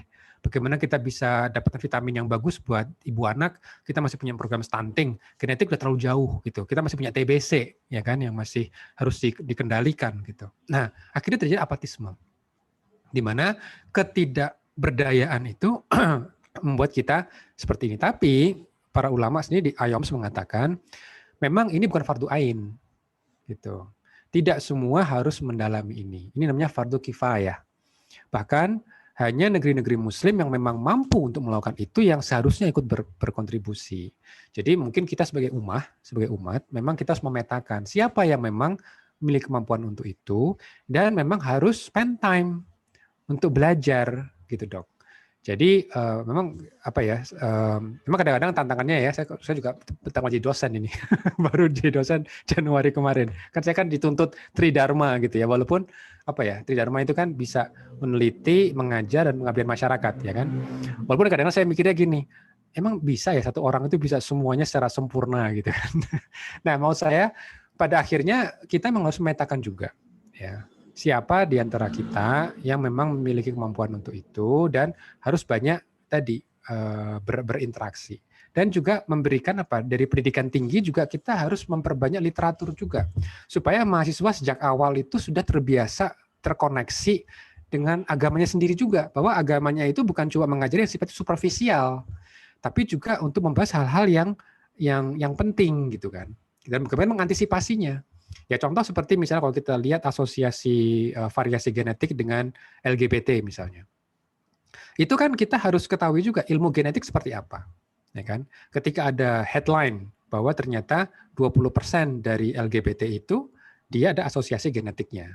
Nah, makna 20% ini maknanya apa? Karena berarti 80% kan tidak ada hubungan sama genetik, ya kan? Kedua, kalau kita bicara misalnya asosiasi genetik, apakah itu berarti menyebabkan? Apakah seorang itu pasti akan menjadi LGBT, gitu kan? Karena ada asosiasi variasi genetik tadi itu. Tapi yang ketiga, bagaimana kita mengkomunikasikannya dengan dengan konsep ini? Karena kalau kita lihat sekarang LGBT dari sisi tren dunia itu sudah dianggap bukan sesuatu yang menyimpang lagi, gitu. Mungkin hanya Indonesia nih masih agak berbeda, gitu. Tapi ini menjadi satu diskursus yang perlu dibahas secara mendalam juga, gitu ya. Kita ketahui dari sisi Islamnya bagaimana, tapi bagaimana dari sisi biomedisnya, apa yang harus kita lakukan, gitu. Jadi hal seperti ini yang kita perlu ada spektrum yang luas, dan bisa jadi biomedis ini kan sangat luas. Kita tidak mungkin menguasai semuanya. Saya pun juga sebetulnya dalam biomedis sangat spesifik. Saya hanya di kanker misalnya, gitu kan, dan mungkin dampak manipulasi genetik hanya pada kanker misalnya. Tapi saya tidak mungkin bisa bahas banyak di luar itu, gitu. Karena perlu ahli lain yang lebih memahami. Jadi memang pada ujungnya kita memang harus banyak gaul, ya. Di samping banyak baca, tapi juga banyak gaul. Kenapa? Karena ilmu itu memang ilmu itu sekarang ini zamannya mungkin bukan zamannya lagi polymath, sebenarnya satu orang itu bisa menguasai semuanya, gitu. Saya nggak tahu bagaimana dulu kok bisa ya Ibnu Rushdi itu bisa menguasai berbagai macam bahasa, gitu ya, dan dia juga menulis buku fikih, gitu kan. Itu mungkin zaman kita sudah mulai beda, gitu. Nah, tapi artinya apa?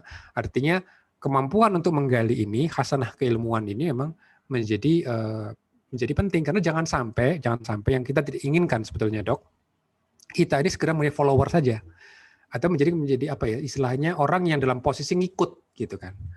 Kita juga harus dalam posisi untuk menjadi leader, ya. Kita bisa apa yang disebut dengan key opinion leader. Jadi kita bisa menjadi influencer dalam artian pandangan Islam yang seperti ini. Tetapi pandangan itu kokoh fondasi dua-duanya, kokoh dari sisi sainsnya dan kokoh dari sisi keislamannya. Nah, ini yang kita pandang supaya otoritatif, gitu. Karena kalau nggak seperti itu nanti agak susah. Bagaimana kita bisa menjadi influencer kalau kita tidak kokoh dalam dua sisi ini. Ya, jadi artinya mungkin perlu ada komunitas juga sih pada akhirnya terkait ini. Itu, Dok, mungkin.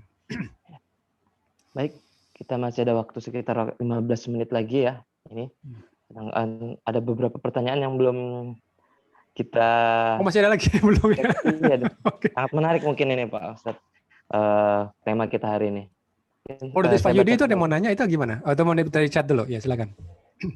Kita ini chat dulu ya. Siap. Gantian. Terkait dengan mengubah ciptaan Allah, ya, tentang larangan mengubah ciptaan Allah itu secara sains seperti apa itu, Pak Ustadz Ahmad? Iya. Ya, jadi kalau kita lihat secara umum manusia itu sudah bisa melakukan manipulasi genetik, ya. Kalau pemulihan tanaman misalnya, itu kita juga mengubah kan, misalnya durian tanpa biji misalnya, bukan durian ya, anggur misalnya gitu ya, anggur tanpa biji. Nah, itu kan juga mengubah ciptaan Allah sebetulnya. Ya, memang kita zaman dulu kita mengubahnya itu random gitu. Kita saling menyilang gitu kan. Nah, tapi dengan rekayasa genetik kita sudah spesifik karena kita ketahui persis gen yang penting untuk membuat biji misalnya gitu kan. Nah, gen itu kalau dihilangin, maka kita juga tahu sih dampaknya. Dampaknya apa? Tanaman itu menjadi tidak subur lagi.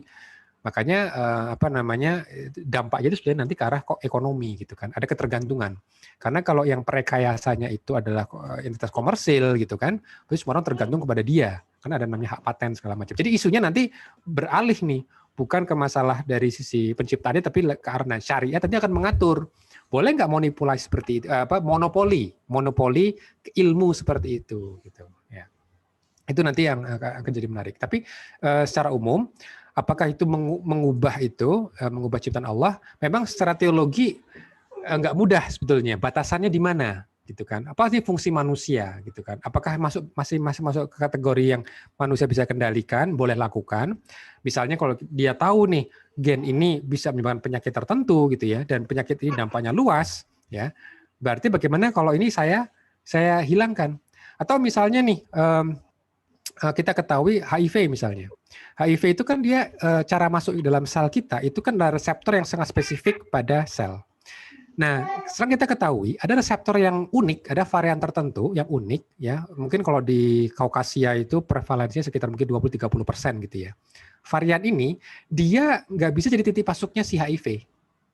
Nah, pertanyaan menariknya nih, kalau misalnya boleh nggak saya nanti anak saya itu saya ubah variasinya supaya variasi memiliki varian sama yang tadi yang resisten terhadap HIV, supaya nanti anak saya nggak akan kena HIV. Nah, gitu. Jadi kebal. Saya seperti itu. Boleh nggak seperti itu? Mengubah ciptaan Allah apa enggak itu? Karena ada kepentingan medis di sini. Gitu. Makanya kadang-kadang kalau di sini kita bahas juga secara metafisis ya. Innamal amalu binniat kan. Niat itu kan juga sangat abstrak sekali. Apa nih niatnya gitu? Gitu. Apa fungsinya? Apakah supaya saya bisa menjadi orang yang bisa tidak takut lagi berhubungan dengan orang-orang yang punya HIV misalnya gitu kan? Nah, apa nih niatnya seperti itu? Karena secara medis kita, secara sains kita tahu ada variasi yang resisten terhadap infeksi HIV, gitu kan? Nah, itu yang membuat kita jadi menarik. Walaupun memang kita juga ketahui ya, apa yang kita mengenai sains ini.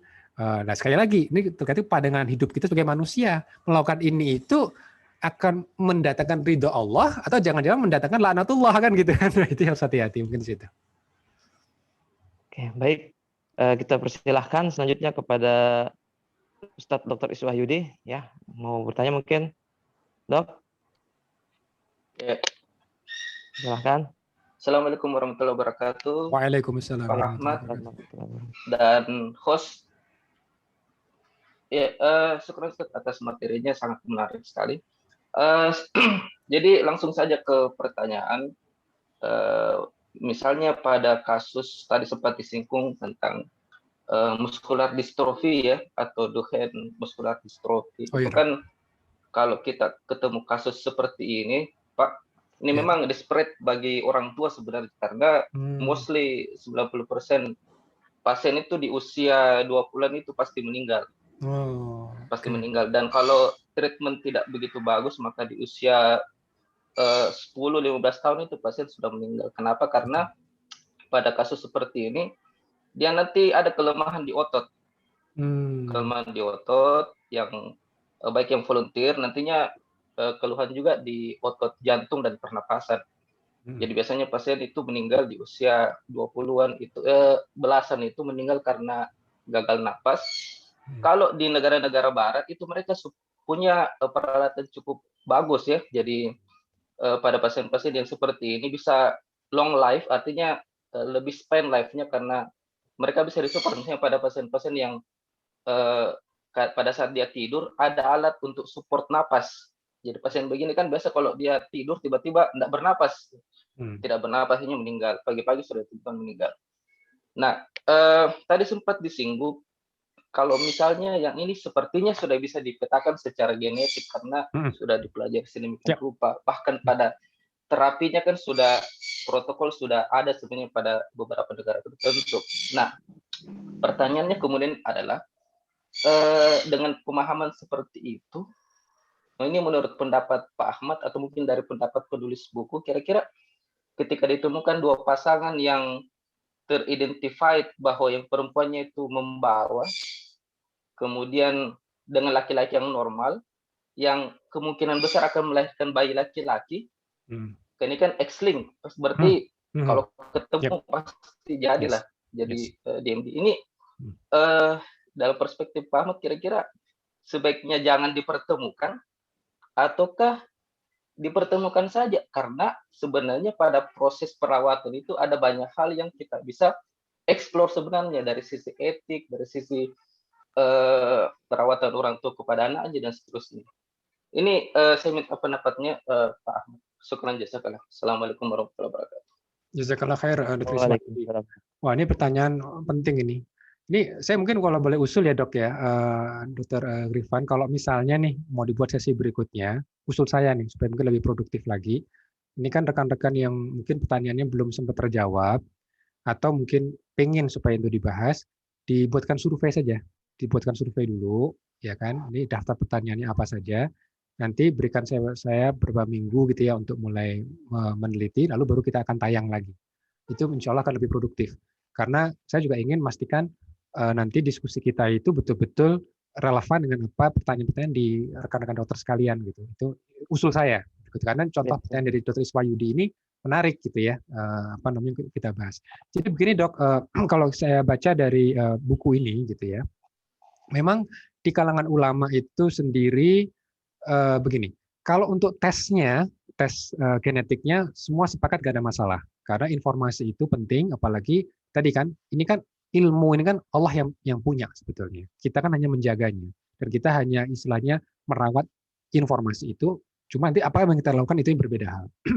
Nah, terkait dengan kalau misalnya kita lihat nih sang calon istri dia punya mutasi di situ, sementara dia akan menikah dengan seorang. Nah, dan ada kemungkinan anaknya akan laki-laki bisa punya masalah seperti itu. Di sini emang ulama berbeda pendapat, Dok. Ada dua kubu sebetulnya. Ada yang mengatakan kalau ternyata kemungkinannya lebih 50%, ini dari Muhammad Zuhaili, dia mengatakan berarti tidak boleh dipertemukan. Karena nanti probabilitasnya tinggi. Nah, mengenai probabilitas ini yang akhirnya dibantah oleh kubu yang kedua. Karena masih probabilitas, walaupun kata 50% lebih, itu masih probabilitas. Gitu. Sebaiknya jangan jangan dihindari, tetap biarkan saja mereka menikah. Nanti kalau misalnya memang kejadian, baru nanti kita deal sama itu. Nah, jadi dari sini saja yang menjadi permasalahannya adalah seberapa keyakinan kita terkait dengan hasil tes genetik. Gitu. Apakah nanti anaknya pasti akan memiliki fenotip yang sama? Karena misalnya nih, apakah nanti ada kemungkinan epigenetik? Jadi walaupun dia punya mutasi itu, tapi ternyata ada proses epigenetik sehingga mutasi tadi tidak terekspresi misalnya seperti itu. Ada kemungkinan seperti itu juga. Cuma pertanyaannya kan kita tidak terbiasa berpikir risiko kan. Sekian risiko ini maknanya apa? Gitu. Tapi kalau kita misalnya mau prinsip kehati-hatian, ya istiyat misalnya gitu ya, mungkin seperti yang pendapat yang A, daripada nanti akhirnya lahir dan juga ya mungkin dari ekonomi juga ya, apakah keluarga ini mampu untuk mengelola anak yang dengan kebutuhan spesial ini gitu. Karena kalau yang dari dokter sampaikan nampaknya juga bukan suatu hal yang murah gitu kan untuk melakukan seperti ini, dan kita juga tahu dari pengalaman medis usia juga nggak panjang seperti itu ya kan. Jadi di sini memang satu hal yang yang menarik. Hanya saja kalau di buku ini ada bias memang, dia melaporkan ada bias. Kalau ini terkait dengan penyakit, biasanya ulama nggak mempermasalahkan. Jadi kalau saya tangkap ya, misalnya akhirnya mereka menikah, lalu tapi cara buat anaknya itu bukan secara alami, dok. Jadi cara buat anaknya itu secara IVF. Supaya apa? Nanti ketika ada ovum dan yang terfertilisasi di cawan itu, nanti mereka bisa milih dulu. Milih gendernya. Jadi mereka akan pilih gendernya yang perempuan, bukan yang laki-laki. Karena kalau laki-laki ada kemungkinan tadi kan, gitu. Nah, karena ada upaya untuk menghindari jangan sampai punya anak laki-laki kan gitu kan. Karena kalau dia laki-laki dia akan punya penyakit. Makanya dipilihkan yang perempuan. Nah, nampaknya kalau memang ada indikasi yang jelas di situ, ada masalah medis di situ, ulama biasanya tidak begitu permasalahkan. Jadi masih boleh menikah, tapi nanti diadaptasi cara punya anaknya tadi itu. Nah, memang secara teologi lagi, nah ini secara teologi, kan ini kan mengubah kehendak Allah. Walaupun kita juga nggak tahu kehendak Allah itu yang seperti apa. Jangan-jangan kehendak Allah itu untuk mendapatkan yang perempuan misalnya sebetulnya gitu. Cuma kita nggak pernah tahu, ya kan? Gitu. Makanya itu dok. Jadi ini menjadi satu diskusi yang menarik karena kadang-kadang sains sendiri, apalagi kalau bicara biologi, ini bukan fisika yang dimana ada rumusnya, tapi lebih ke arah probabilitas. Kalau kita bicara genetik itu bisa memang probabilitas, ada risk ya, potential risk ya. Walaupun kita masih belum tahu seperti apa nih kenyataannya. Gitu dok. Oke. Baik, terima kasih Pak Ahmad atas jawabannya. Mengingat waktu kita sesuai dengan akad di awal adalah sampai jam 7.30 waktu Indonesia Barat atau 8.30 waktu Indonesia Tengah. Saya kira ini sudah tinggal 2 menit ya. Kita cukupkan saja dulu. Untuk pertanyaan selanjutnya kita tampung. Sudah dari panitia sudah kita salin. Nanti mudah-mudahan usulan tadi sangat bagus sekali ya. Mungkin bisa kita bikin sesi 2-nya ya. Ya, tapi saya Ahmad ya. tampung dulu pertanyaannya nanti ya dok ya. Jangan minggu depan. Saya perlu waktu juga untuk Ya. meneliti. Oke. Jadi mohon maaf sekali Bapak Ibu sekalian, rekan-rekan yang mungkin pertanyaannya belum sempat kita bahas, akan kita tampung dulu. Insya Allah kalau ada waktu kita akan agendakan lagi pertemuan selanjutnya dengan sesi yang lanjutan dengan Pak Ustadz Ahmad lagi. Insya Allah ya, mudah-mudahan Pak Ustadz Ahmad berkenan untuk menjadi narasumber kembali ya Pak Ustadz Ahmad ya. Insya Allah. Oke, ya mungkin itu saja. Terima kasih kepada Pak Ustadz Ahmad sebagai narasumber yang sudah meluangkan waktunya dan juga ilmunya untuk dibagikan kepada kami semua, Bapak Ibu sekalian. Mudah-mudahan apa yang Bapak Ahmad sampaikan hari ini bisa menjadi amal soleh dan sebagai membuka cakrawala kita, terutama untuk memajukan syiar-syiar Islam, terutama kepada masyarakat Indonesia dalam menghadapi mungkin dalam yang kekinian ini tentang vaksin tentang wabah COVID ini ya Pak Ustadz Ahmad ya. Amin. Oke, mungkin itu saja. Terima kasih kembali kepada Bapak Ibu yang sudah menyimak kajian hari ini. Mudah-mudahan apa yang disampaikan itu bermanfaat untuk kita sekalian. Saya selaku moderator juga mohon maaf apabila dalam membawa acara ini ada pertanyaan dan salah hilaf yang mungkin tidak bisa saya hindari, dan juga beberapa pertanyaan tidak sempat kita selesaikan kita sampaikan ya, karena waktu juga yang membatasi kita. Mungkin itu saja dari saya. Kalau untuk kesimpulan tadi sudah sangat jelas disampaikan oleh narasumber kita ya hari ini ya. Dimana mudah-mudahan sebagai pembatas ya. Kalau dalam hadisnya kan Rasulullah berkata, antum a'lamu bi umuri dunyakum ya.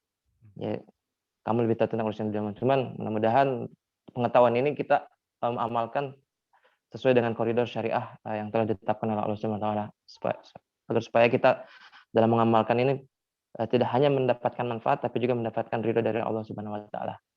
Mungkin cukup sekian dari saya. Kita akhiri pertemuan kita hari ini dengan doa kafaratul majelis. Astagfirullahalazim, astagfirullahalazim, astagfirullahalazim. Subhanakallahumma wa bihamdika asyhadu an la ilaha illa anta astaghfiruka wa atubu ilaik. Assalamualaikum warahmatullahi wabarakatuh. Waalaikumsalam warahmatullahi wabarakatuh. Waalaikumsalam warahmatullahi wabarakatuh. Syukur jazakallah Pak Ahmad. Jazakallah khair. Baik. Kapan-kapan pinjam buku yang di belakang, Ustaz. Ya itu. Ya, silakan. Cari jawabannya di belakang itu yang buku-bukunya. Ya, itu gambar pemanis saja dok. Baik, saya izin pamit dulu sih. Oke, masih banyak. Baik. Assalamualaikum. Waalaikumsalam. Waalaikumsalam warahmatullahi wabarakatuh. Liv juga, Dr. Grifan, makasih banyak. Oke, sama-sama. Ramin, Harudin dan seluruh peserta. Terima kasih. Ya, alhamdulillah. Izin Liv. Para narasumber sekalian, assalamualaikum warahmatullahi wabarakatuh. Waalaikumsalam warahmatullahi wabarakatuh. Panitia sana dari tim health. Makasih Pak.